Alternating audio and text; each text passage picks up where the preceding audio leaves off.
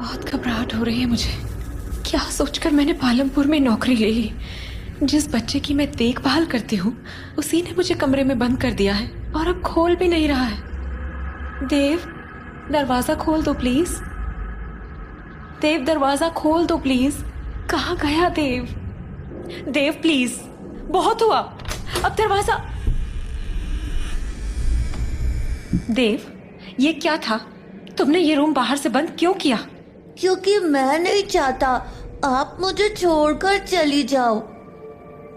Mummy papa के accident के बाद अनु दीदी भी मुझे छोड़कर चली गई थी। मैं बिल्कुल अकेला हूँ। ओह देव, प्लीज मत रो।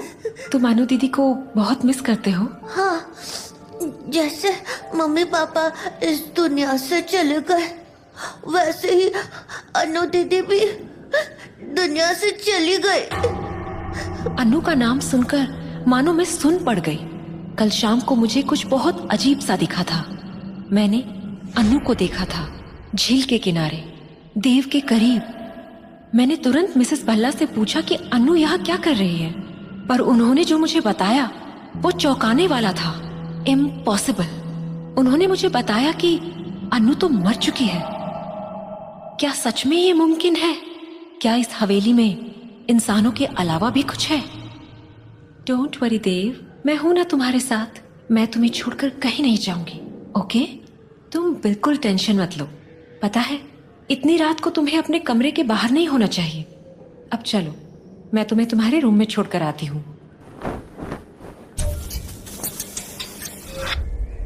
अरे ये लाइट को क्या हो गया? चलो कोई नहीं, अभी आ जाएगी लाइट। तुम आराम से सो जाओ, ओके? मिसेस भल्ला ने मुझे बताया था कि कैंडल किचन में रखी है। एक बार किचन में जाकर देखती हूँ। शायद वो कैंडल ही रखी है। थैंक गॉड मिल गई। कितना अंधेरा है। अच्छा हुआ मुझे कैंडल मिल गई, वरना रूम तक वापस पहुंचना तो इम्पॉसिबल था। वहां क्या? नहीं, वहां तो कोई है। ये कौन है ऊपर स्टेयर्स पर? ये मुझे ऐसे क्यों घूर रहा है? नो, कैंडल कैसे बुझ गई? ऐसे कैसे हो सकता है?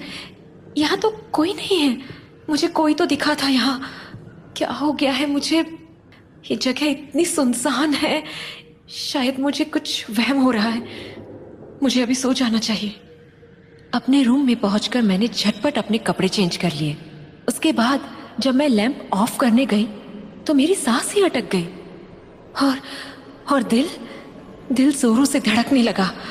ये मैं क्या देख रही थी? ये आदमी फिर से। हे भगवान, बी स्ट्रॉन्ग रीत, बी स्ट्रॉन्ग। कौन है वहां? कौन है? यहाँ तो कोई नहीं है। कहीं कोई चोर तो नहीं? अगर ये हवेली का ही कोई आदमी है तो मिसेस भल्ला को तो पता ही होगा। उनसे जाके एक बार बात करनी पड़ेगी। कौन है? अब मैं हूँ, रीत। की गल है रीत?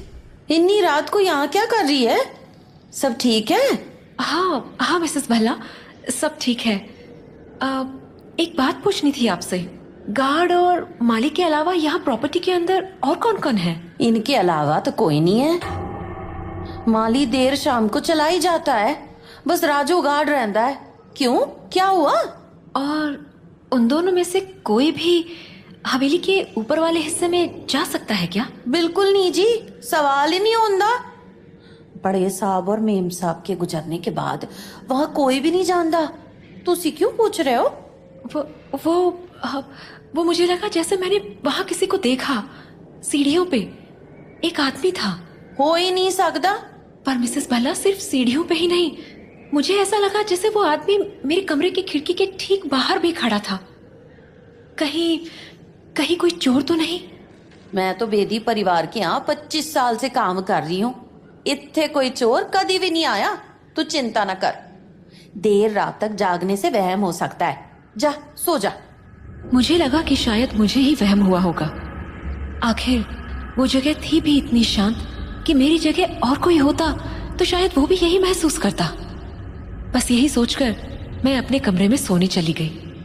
इतना थक जाने के बावजूद मुझे नींद ही नहीं आ रही थी। जब भी मैं आंखें बंद करती, उस आदमी का चेहरा अचानक मेरे सामने आ जाता। खैर, थोड़ी देर बाद मुझे नींद आ ही गई। अगले दिन लंच के बाद मैं और देव गार्डन में खुली हवा के मजे ले रहे थे। उफ, कितनी सुंदर प्रॉपर्टी है ये, और कितनी बड़ी भी। घूमने निकलो तो इसका एक चक्कर भी एक बार में पूरा ना हो।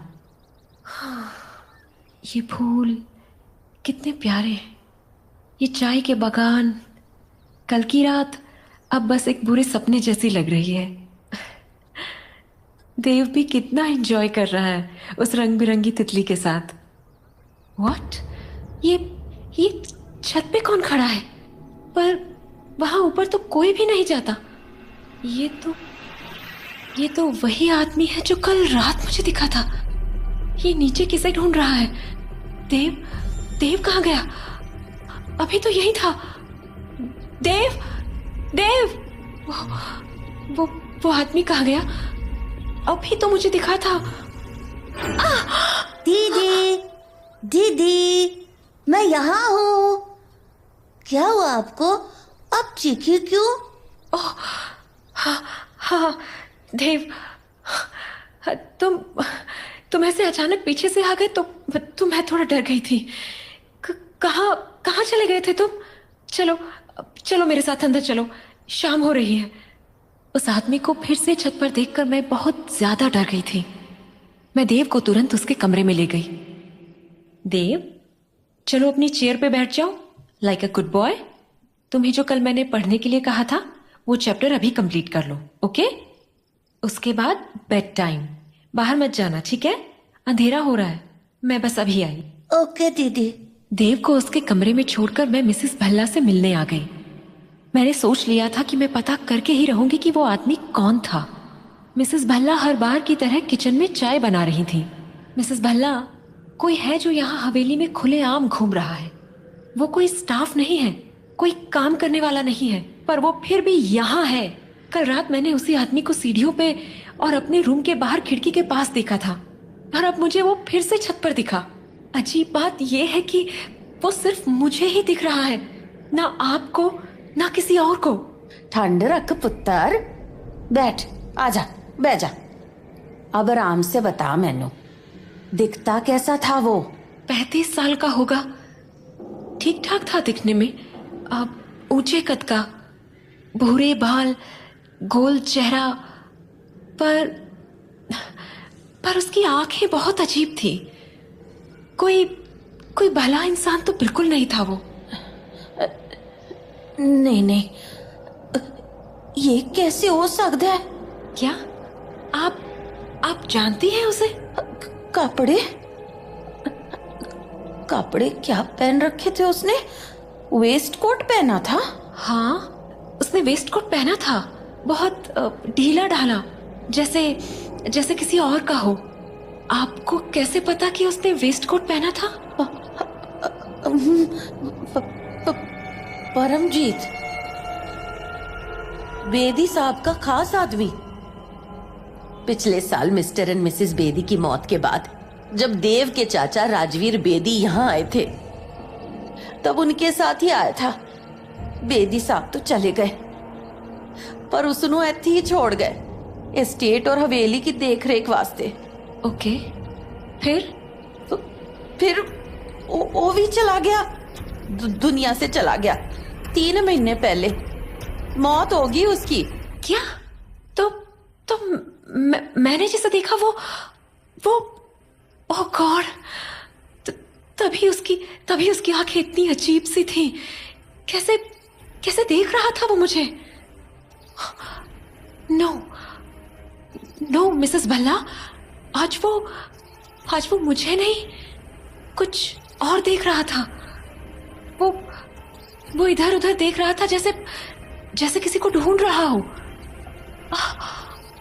मिसेस भल्ला, वो देव को ढूंढ रहा था। हो सकता है, बिल्कुल हो सकता है। वो परम बहुत करीब था देव के। दिन भर देव नु अपने साथ रखना, उन्नू बिगाड़ना, कुछ ज्यादा ही कुल मिल गया था उसके साथ, जरूरत से ज्यादा। अगर ऐसा गलत असर था परम का देव पर, तो आपने कभी मिस्टर बेदी को क्यों नहीं बताया? वो देव के लिए गलत था, पर बेदी साहब का तो वफादार था। मैनू उस परम से डर लगता था, यहाँ सब उससे डरते थे। मैंने बहुत कोशिश की थी पुत्र, पर देव ने उससे दूर नहीं रख पाई। है मेरी ही गलती है। शांत हो जाइए मिसेस भल्ला, जो हो गया सो हो गया। फिलहाल हमें देव का ध्यान रखना है, उसे इस दरिंदे से दूर रखना है। मिसेस भल्ला से बात करने के बाद मेरी रूह कांप उठी। डर से मेरे हाथ पांव जैसे जैसे ठंडे पड़ गए थे। अचानक देव के बारे में सोचकर मुझे डर सा लगने लगा। वो अकेला अपने रूम में बैठा हुआ था, ये सोचकर मैं भागती हुई उसके कमरे की तरफ गई। जब मैं देव के कमरे तक पहुंची तो उसके कमरे का दरवाजा खुला हुआ था, जबकि मैंने तो देव को बाहर जाने से मना किया था। अरे, ये दरवाजा किसने खोल दिया? मैं तुरंत कमरे के अंदर चली गई, पर देव अपने कमरे में कहीं नहीं था। देव, देव, कहाँ चले गए देव?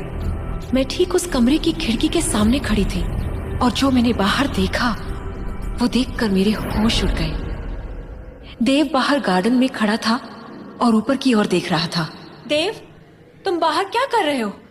अंदर आओ, अभी इसी वक्त। ये कुछ जवाब क्यों नहीं दे रहा? ये तो ऊपर छत की तरफ देख रहा है। मतलब ऊपर छत पर कोई है।